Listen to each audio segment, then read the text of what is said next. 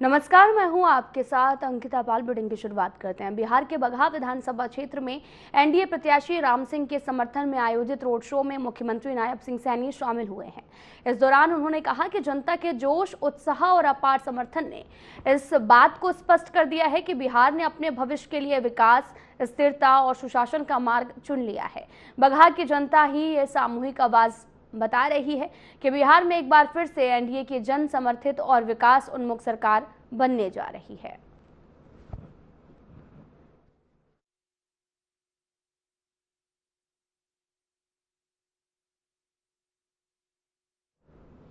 तो आपको बताते चले कि बिहार में सीएम सैनी पहुंचे हुए थे और यहां पर बगहा विधानसभा क्षेत्र में जनसभा आयोजित की और उन्होंने जन समर्थन की अपील करते हुए नजर आए। उन्होंने कहा कि एनडीए की ही सरकार बनने वाली है। बगहा विधानसभा क्षेत्र में जनसभा करते हुए नजर आए, जिसकी तस्वीरें आपको दिखा रहे हैं, जहां पर बड़ी संख्या में लोगों का हुजूम उन्हें देखने के लिए पहुंचा और बिहार में सीएम सैनी के चुनावी हुंकार भरी।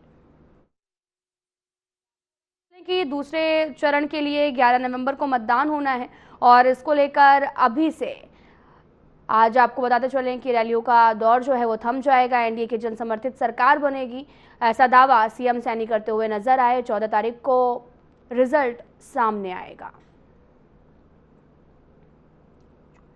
आपको बताते चलें कि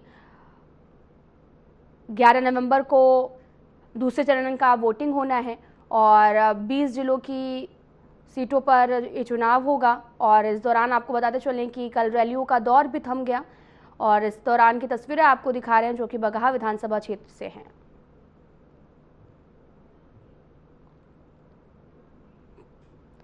तो वहीं हरियाणा के मुख्यमंत्री नायब सिंह सैनी ने शनिवार को गुरुग्राम में आयोजित 18वें अर्बन मोबिलिटी इंडिया सम्मेलन में मुख्य अतिथि के रूप में शिरकत की है, जहां इस दौरान मुख्यमंत्री ने परिसर में लगी शहरी विकास और गतिशीलता को दर्शाती विकासात्मक प्रदर्शनी का अवलोकन किया है।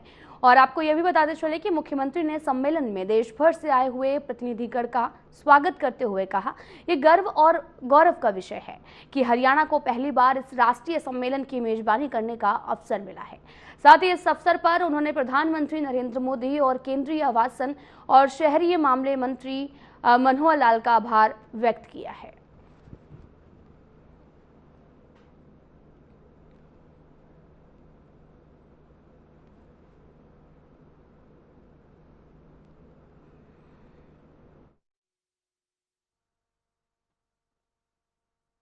साथियों, यह तेज रफ्तार रेल नेटवर्क दिल्ली, गुरुग्राम, करनाल और जेवर अंतर्राष्ट्रीय हवाई अड्डे को ये सीधे जोड़ेगा और इससे राष्ट्रीय हमारी राजधानी क्षेत्र में एक नया आर्थिक गलियारा वो तैयार होगा और लोगों को सुरक्षित, आरामदायक तथा ऊर्जा कुशल यात्रा का विकल्प भी मिलेगा।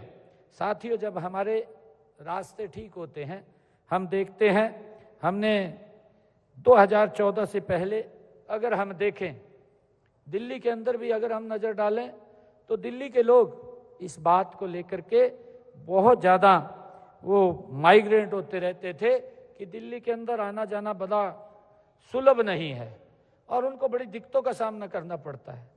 मैं भी अगर कभी, एक समय था दिल्ली के अंदर आते थे, किसी भी तरफ से अगर दिल्ली में बढ़ते थे, 4-4 घंटे मुझे अपने स्थान पर 5-5 घंटे पहुंचने में लगते थे। परंतु देखते देखते दिल्ली बदल गई है इन 11 वर्षों के अंदर। आज अगर हम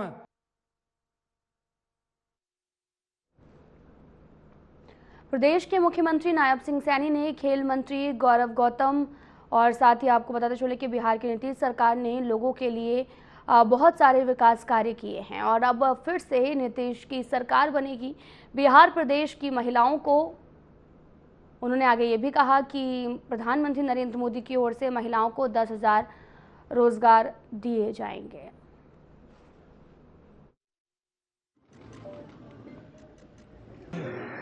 देखिए, राहुल गांधी फ्रस्ट्रेशन में आ गया।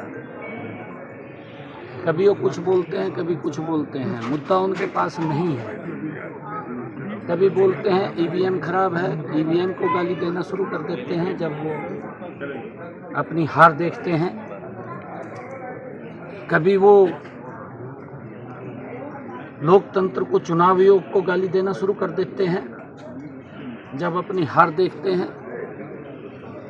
राहुल को ये ध्यान में नहीं है कि हमारे पूर्वजों ने 3 पीढ़ियों ने शासन किया है।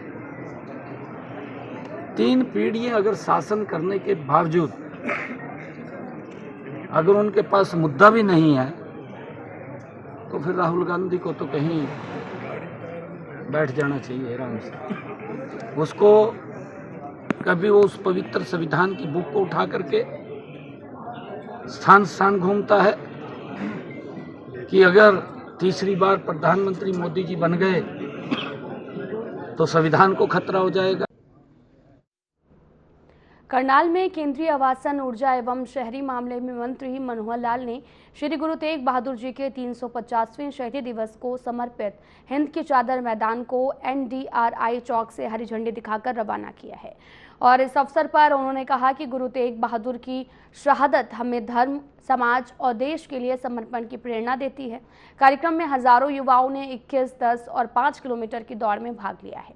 केंद्रीय मंत्री ने बताया कि गुरु जी के शीश को दिल्ली से आनंदपुर साहिब ले जाते समय हरियाणा की धरती ने भी बलिदान देखा था, जब सोनीपत के बड़ खालसा गांव के एक युवक ने अपना शीश अर्पित किया था।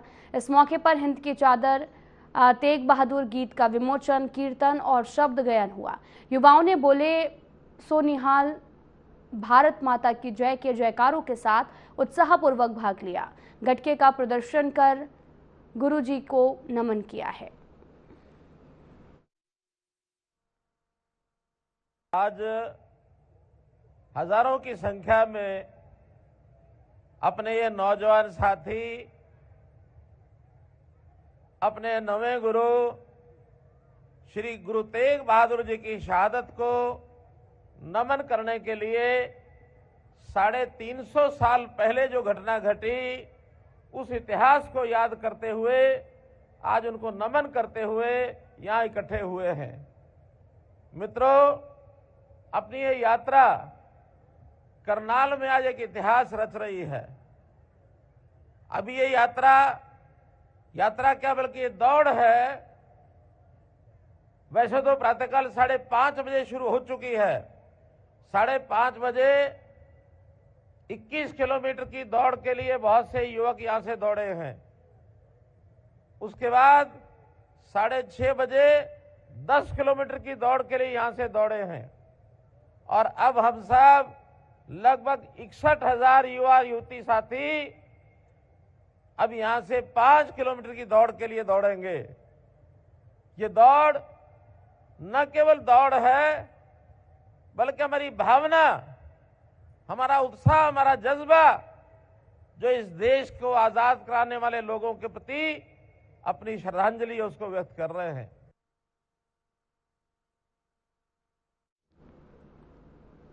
पानीपत जिला के गांव ग्वाल्डा से किवाना तक एक विशाल रन फॉर यूनिटी यात्रा का आयोजन किया गया। इस अवसर पर गांव ग्वाल्डा में एक विशाल जनसभा भी हुई। कार्यक्रम के मुख्य अतिथि केंद्रीय ऊर्जा, आवास और शहरी विकास मंत्री मनोहर लाल रहे। विशिष्ट अतिथि के रूप में पंचायत मंत्री कृष्णलाल पवार और विधायक मनमोहन बढ़ाना और वरिष्ठ बीजेपी नेता गजेंद्र सलूजा मौके पर उपस्थित रहे। वहीं कार्यक्रम की अध्यक्षता बीजेपी जिला अध्यक्ष दुष्यंत भट्ट ने की है। केंद्रीय मंत्री मनोहर लाल ने कार्यक्रम को संबोधित करते हुए कहा, इस समय पूरे भारत में रन फॉर यूनिटी आत्मनिर्भर भारत संकल्प यात्रा निकाली जा रही है। प्रत्येक लोकसभा से क्षेत्र में ऐसी 3-3 यात्राएं निकाली जा रही हैं।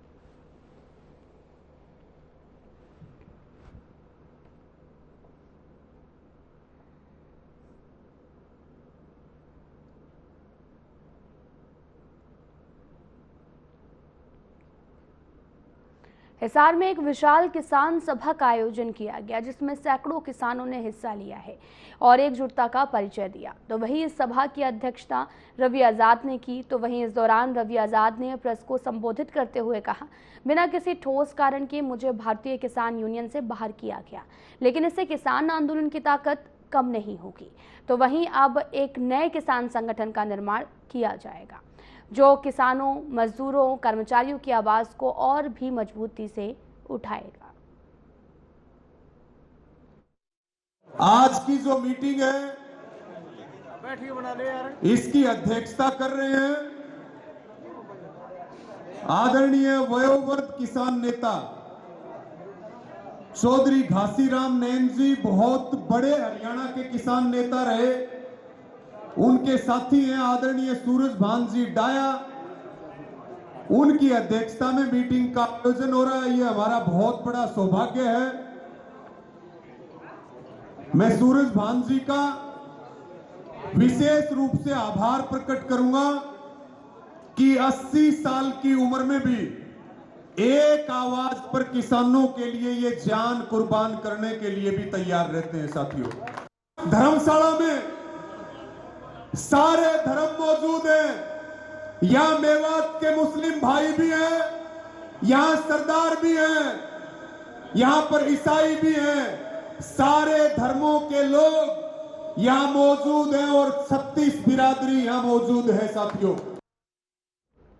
फरीदाबाद में चल रही सनातन एकता पदयात्रा का स्वागत करने के लिए हरियाणा प्रदेश अध्यक्ष मोहनलाल बड़ोली फरीदाबाद पहुंचे हैं, जहां यात्रा में चल रहे डीजे पर प्रदेश अध्यक्ष ने हाथ में गदा और भगवा झंडा लेकर धूम मचाई है।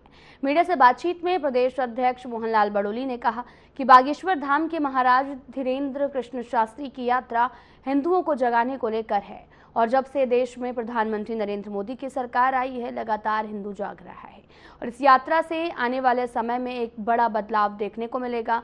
हिंदू राष्ट्र बनाने के सवाल पर प्रदेश अध्यक्ष ने बताया कि कुछ लोग हैं अभी जो इस देश को हिंदू राष्ट्र नहीं मानते। जल्द ही उनकी भी आंखें खुलेंगी और बहुत जल्द ही भारत देश हिंदू राष्ट्र बनेगा।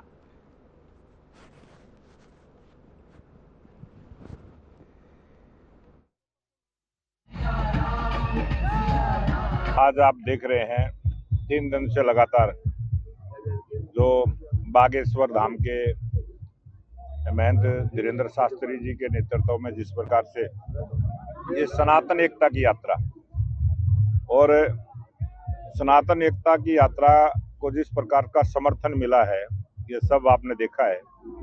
और आज पूरा विश्व सनातन के सम्मान में, सनातन की परंपराओं पर गर्व और गौरव महसूस करता है। दूसरे धर्म के लोग भी ये मानते हैं कि सनातन ही उच्च कोटि का रास्ता दे सकता है और उसी रास्ते पर आज जो हमारे सनातन की युवा पीढ़ी है वो जिस प्रकार से सनातन के प्रति जागृत हुई है, सनातन में जिस प्रकार से उनकी श्रद्धा बढ़ी है, ये सारा जिस प्रकार का वातावरण बना है, ये धीरेन्द्र शास्त्री जी के प्रयास से और बागेश्वर धाम की कृपा से और हनुमान जी की विशेष कृपा, क्योंकि सदियों से हमने देखा है कि किस प्रकार से आज भी हनुमान जी हम सब के बीच में विराजमान है। यही सनातन की परंपरा है, यही शक्ति है और उसके मानते हुए आज ये इतनी बड़ी शोभा यात्रा जो मथुरा तक जाएगी, वृंदावन तक जाएगी। और ये तो शुरुआत है। जब से इस देश में देश के प्रधानमंत्री नरेंद्र मोदी जो 2014 से प्रधानमंत्री बने, पूरे विश्व ने सनातन को जानने का काम किया है।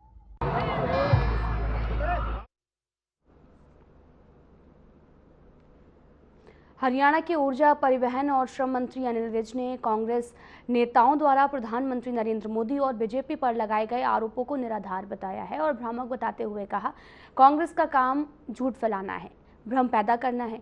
उन्होंने राहुल गांधी के फर्जी वोट वाले बयान पर प्रतिक्रिया देते हुए कहा, फर्जी वोट कांग्रेस की संस्कृति है, बीजेपी की नहीं। और अंबाला के साहा क्षेत्र में कांग्रेस के विधायक और सांसद के चुनावी लाभ के लिए 223 फर्जी वोट पकड़े गए थे।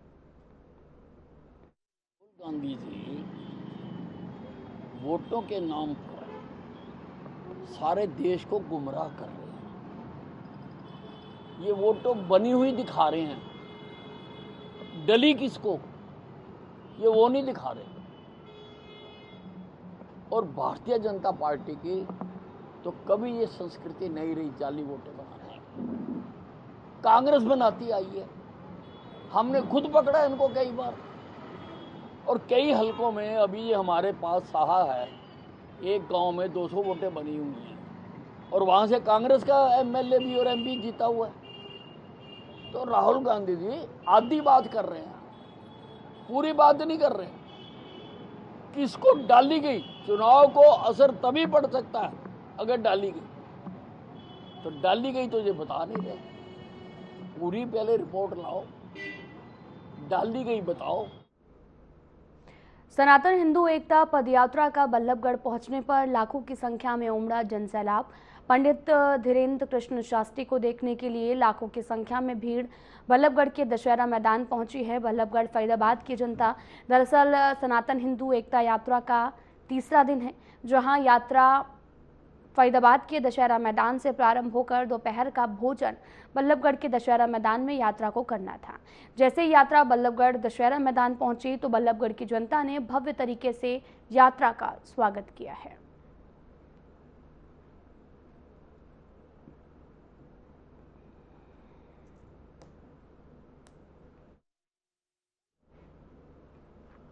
होडल की 99 एकड़ अनाज मंडी में 12 नवंबर को बागेश्वर धाम के पंडित धीरेन्द्र शास्त्री की सनातन एकता पद यात्रा पहुंचेगी, जिसे लेकर तैयारियां जोरों पर हैं।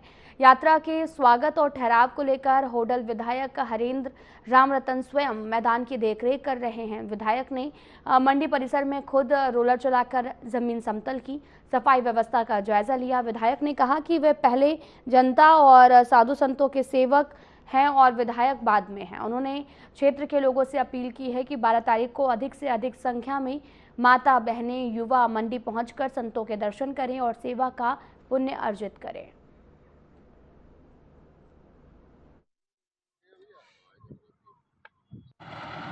बारह तारीख की जो हमारी यहाँ सनातन धर्म यात्रा का आगमन हो रहा है, उसकी जो ना यहाँ की पूरी व्यवस्था को जो देख रहे हैं हमारे चमेलीवन धाम के लिए हमारे गुरुजी कन्हैया भैया जी जो है ना, उनके सानिध्य में हम सभी लोग इस यात्रा पर लगातार जो है ना अपने निरंतर जो है ना सेवा दे रहे हैं। जो उनका आदेश हमको मिलता है उसी के अनुसार हम जो है ना सब गाँवों में जाके और सरदारों से मिल रहे हैं। बहुत बड़ा जो है ना एक जनसमूह यहाँ पर आने वाला है। कन्हैया भैया जो हमारे चमेलीवन धाम के जो है ना मान थे, उनकी अगुवाई में हम लोग सब यहाँ पर जो है। कितने लोगों की आने की उम्मीद जताई जा रही है? मेरे विधानसभा में लगभग जो है, तो मेरा होडल विधानसभा है, मैं अपना होडल विधानसभा जो है ना बामनी खेड़े से मानता हूँ, क्योंकि मैं बामनी खेड़े से मैं इसकी तैयारी कर रहा हूँ। बहरौला से मेरा स्टार्ट हो जाएगा, बामनी खेड़े से लेते हुआ और ये करमन बॉर्डर तक। मुझे लगता है कि लाखों की संख्या में जो है ना हमारे लोग यहाँ पर अपने परिवार के साथ इस यात्रा का जो है ना अभिनंदन करेंगे और स्वागत करेंगे, क्योंकि बहुत बड़ी यात्रा होने के लिए जा रही है। जुलाना में शनिवार शाम शादी समारोह में जा रहा एक किशोर गोली लगने से गंभीर रूप से घायल हो गया, तो वहीं घायल को गंभीर अवस्था में रोहतक पीजीआई ले जाया गया, जहां पर चिकित्सकों ने उसे मृत घोषित कर दिया है। और सूचना पाकर जुलाना पुलिस भी मौके पर पहुंची, शव को कब्जे में लेकर पोस्टमार्टम के लिए भेज दिया गया। हालांकि मृतक के पिता की शिकायत के आधार पर पुलिस ने 6 आरोपियों के खिलाफ मामला दर्ज कर जांच शुरू कर दी है। मृतक के पिता ने इसे रंजिश के चलते हत्या बताया है।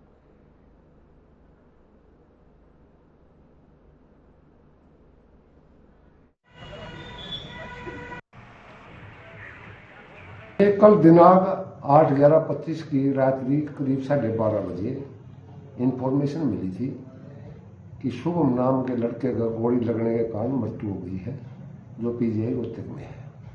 जो सूचना पा करके मैं रात्रि को ही पीजीआई रोहतक पहुंच गया था। वहाँ उसके वारसान मिले, पिता जितेंद्र व अन्य मौजूद है। मैंने उनकी लाश को देखा था, उसकी गर्दन पर ठोडी के नीचे गोली लगी थी।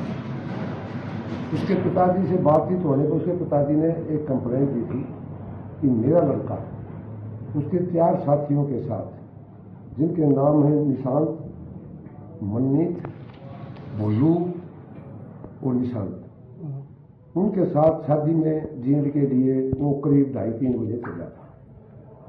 मेरे पास सूचना करीब 6:30 बजे आई थी। अब शुभम को गोली लग करके मौत हो गई है, जो भी मौके पर मैं आया था।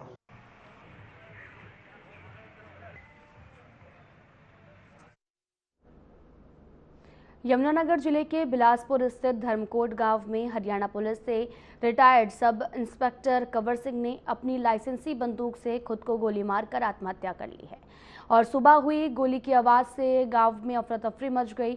जब लोग मौके पर पहुंचे तो कंवर सिंह का शव खून से लथपथ पड़ा मिला है। पास में ही बंदूक भी थी। वहीं परिजनों ने बताया कि वे पिछले 5 महीने से मानसिक रूप से परेशान थी और गांव के एक व्यक्ति से रास्ते को लेकर चल रहे विवाद के कारण तनाव में काफी ज्यादा चल रही थी। पुलिस ने शव को कब्जे में लेकर पोस्टमार्टम के लिए भेज दिया है। परिजनों के बयान के आधार पर मामले की जांच शुरू कर दी गई है।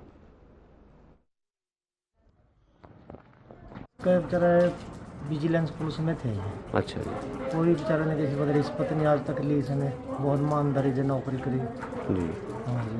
कोई बेचारे के लोगों माने किसी के आज तक लड़ा ना झगड़ा ना बोल जा किसी के। अच्छा। अपना ड्यूटी पाना ड्यूटी पर जाना जी। वही था, मासी का लड़का था जी। और मेरा खास नज़दीकी था या सारी बार हम इकट्ठे रहा थे विजिलेंस स्टाफ से या रिटायर हो के आया। तो इसको कोई भी ऐसा आज लग इस जगह भी इसने नौकरी करी, 2 रुपये का कोई सबूत नहीं कर सकता, कहीं से पैसा नहीं लिया, ईमानदारी आदमी रहा से मतलब किसी से कोई मतलब नहीं था, अपने घर से मतलब था। मेरे पापा का नाम कंवर सिंह था जी।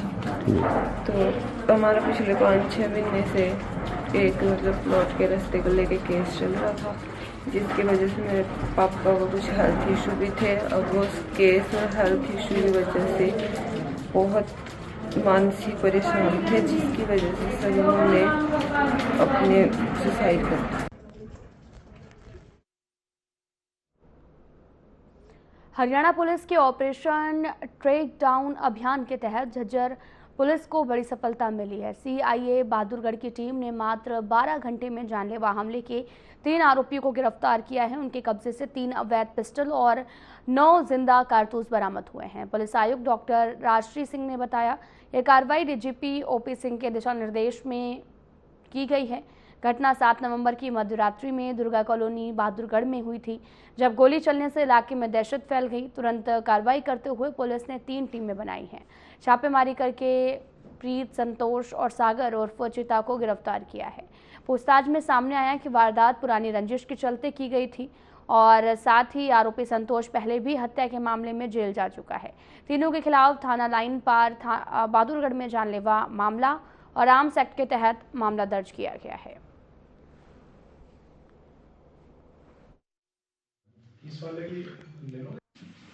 वो इनका 2 साल से आपस में झगड़ा चल रहा था।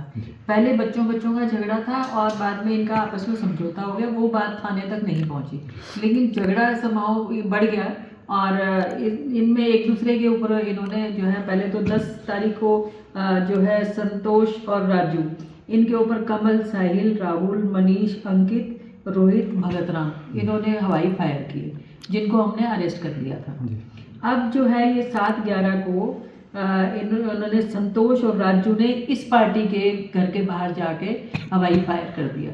तो अब हमने ये पकड़ा है इनको। 3 लोग हैं ये, संतोष, सागर, प्रीत, जिनसे 3 जो है कंट्री मेड हथियार मिले हैं और 9 कार्ट्रिज मिले हैं, 2 खाली खोल कारतूस मिले हैं चले हुए। तो इस तरह से ये ऑपरेशन ट्रैक डाउन के अंडर हमने ये कार्रवाई है जो है जल्दी से जल्दी की है और आगे भी हम इसी तरह से अपराधियों को पकड़ते रहेंगे।